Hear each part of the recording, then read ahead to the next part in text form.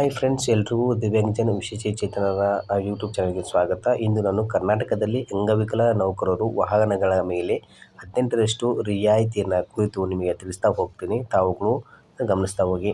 ಕರ್ನಾಟಕದಲ್ಲಿ ಅಂಗವಿಕಲ ನೌಕರರು ವಾಹನಗಳ ಮೇಲೆ 18ರಷ್ಟು ರಿಯಾಯಿತಿ ಸರಕು ಮತ್ತು ಸೇವಾ ತೆರಿಗೆ ದರದಿಂದ ಪ್ರಯೋಜನ ಪಡೆಯಬಹುದು. ಯಾವುದೇ ಸೆಸ್ ಇರುವುದಿಲ್ಲ. ವಿಶೇಷವಾಗಿ ಮೂಳೆ ಚಿಕಿತ್ಸೆಯ ದೈಹಿಕ ಅಂಗವೈಕಲ್ಯ ಹೊಂದಿರುವವರಿಗೆ ಅವರು ರಿಯಾಯಿತಿ ಪ್ರಮಾಣಪತ್ರಕ್ಕಾಗಿ ಆನ್ಲೈನ್ನಲ್ಲಿಯೂ ಸಹ ಅರ್ಜಿ ಸಲ್ಲಿಸಬಹುದಾಗಿದೆ.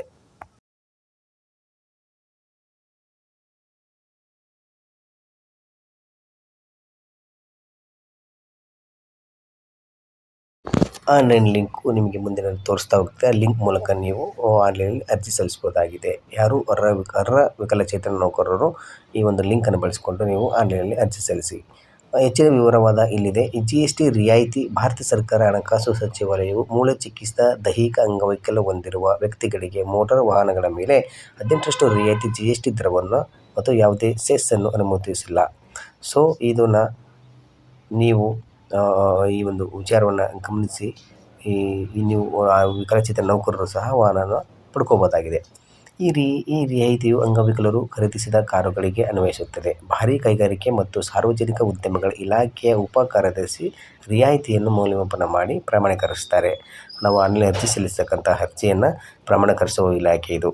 ಸೊ ಆವಾಗಲೇ ಹೇಳಿದಾಗೆ ನಾನು ಆನ್ಲೈನ್ ಅರ್ಜಿ ಲಿಂಕನ್ನು ನಿಮಗೆ ಡಿಸ್ಪ್ಲೇ ಮಾಡ್ತಿದ್ದೇನೆ. ಈ ಲಿಂಕ್ ಮೂಲಕ ತಾವುಗಳು ಆನ್ಲೈನ್ನಲ್ಲಿ ಸಹ ಪ್ರಮಾಣಪತ್ರಕ್ಕಾಗಿ ಅರ್ಜಿ ಸಲ್ಲಿಸಬಹುದಾಗಿದೆ. ಸೊ ಈ ಲಿಂಕ್ ಮೂಲಕ ನೀವು ಪಡೆಯಬಹುದಾಗಿದೆ. ಅರ್ಹತೆ. ಈ ರಿಯಾಯಿತಿಯು ನಿರ್ದಿಷ್ಟವಾಗಿ ಮೂಳೆ ಚಿಕಿತ್ಸಾ ದೈಹಿಕ ಅಂಗವೈಕಲ್ಯ ಹೊಂದಿರುವ ವ್ಯಕ್ತಿಗಳಿಗೆ ಮಾತ್ರ. ಅಂಗವೈಕಲ್ಯವು 40ರಷ್ಟು ಅಥವಾ ಅದಕ್ಕಿಂತ ಹೆಚ್ಚು ಇರಬೇಕು. ಅರ್ಜಿದಾರರು ವಾಹನದ ಚಾಲಕರಾಗಿರಬೇಕಾಗಿಲ್ಲ. ಅಂದರೆ ತಾವುಗಳು ಚಾಲಕರಾಗಲೇ ಇರಬೇಕಂತ ಏನು ಕಂಡೀಷನ್ಸ್ ಇರುವುದಿಲ್ಲ. ಸೊ ಹಾಗಾಗಿ ನೀವು ಕೂಡ ಇದನ್ನು ಅರ್ಜಿ ಸಲ್ಲಿಸಿ ನೀವು ಡ್ರೈವರ್ ಕೂಡ ಇಟ್ಕೋಬೋದಾಗಿದೆ. ನೀವೇ ವಾಹನ ಚಾಲನೆ ಮಾಡಬೇಕಂತೇನು ಇದರಲ್ಲಿ ಕಂಡೀಷನ್ಸ್ ಹಾಕಿರುವುದಿಲ್ಲ. ಸೊ ಇತರ ಯೋಜನೆಗಳೆಂದರೆ ಪೆಟ್ರೋಲ್ ಸಬ್ಸಿಡಿ.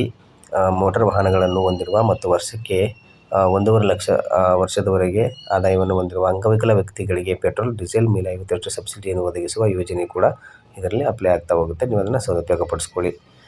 ನೆಕ್ಸ್ಟು ಸಾಗಣೆ ಭತ್ಯೆಯಲ್ಲಿ ನಾನು ಹೇಳಿದಾಗ 2012ರ ಪರಿಷ್ಕೃತ ವೇತನ ಶ್ರೇಣಿಯಲ್ಲಿ ಅಂಧರು ಮತ್ತು ಅಂಗವಿಕಲರಾದ ರಾಜ್ಯ ಸರ್ಕಾರಿ ನೌಕರರಿಗೆ ಸಾರಿಗೆ ಭತ್ಯೆಯ ದರವನ್ನು ಯಾವುದೇ ಮಿತಿಯಿಲ್ಲದೆ ಮೂಲ ವೇತನದ 6% ಸರ್ಕಾರ ಪರಿಷ್ಕರಿಸಿದೆ.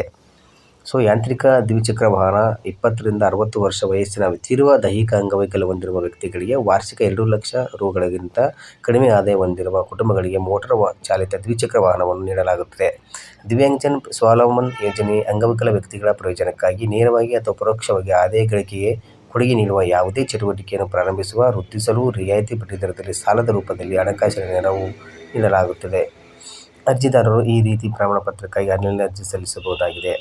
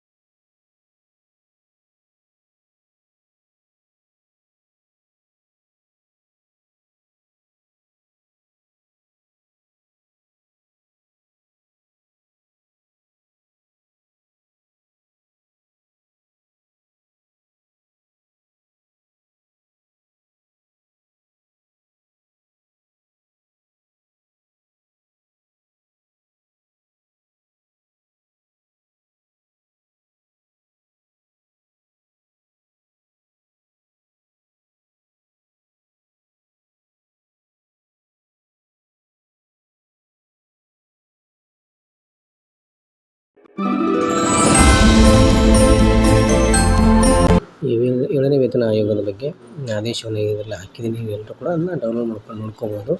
ಸೊ ಈಗ ಒಂದೊಂದಾಗಿ ನಿಮಗೆ ಏನು ಪರಿಷ್ಕೃತ ಆದೇಶ ಆಗಿದೆಯಲ್ಲ ಅದನ್ನು ನಿಮಗೆ ಇಲ್ಲಿ ತೋರಿಸ್ತಾ ಹೋಗ್ತಾ ಇದ್ದೀನಿ. ಸೊ ಅದನ್ನು ಕೂಡ ನೀವು ನೋಡ್ತಾ ಹೋಗ್ಬೋದು. ನೋಡಿ, 7ನೇ ವೇತನ ಆಯೋಗದ ಪ್ರಕಾರ ವಿಕಲಚೇತನರಿಗೆ ಸಾರಿಗೆ ಭತ್ಯೆ ಹೆಚ್ಚಳದ ಬಗ್ಗೆ ಆದೇಶ ಕಾಪಿ ಇದು. ಸೊ ತಾವು ನೋಡಿ ನಿಮಗೆ ಏನೇನು ದಾಖಲಾತಿ ಬೇಕು, ಏನು ಬೇಕು ಹತ್ರ ಅಂತೆಲ್ಲ. ಸೊ ಇದೆ ಒಂದೊಂದಾಗಿ ನೋಡ್ತಾ ಹೋದರೆ ನಿಮಗೆ ಮಾಹಿತಿ ಗೊತ್ತಾಗ್ತಾ ಆಗುತ್ತೆ.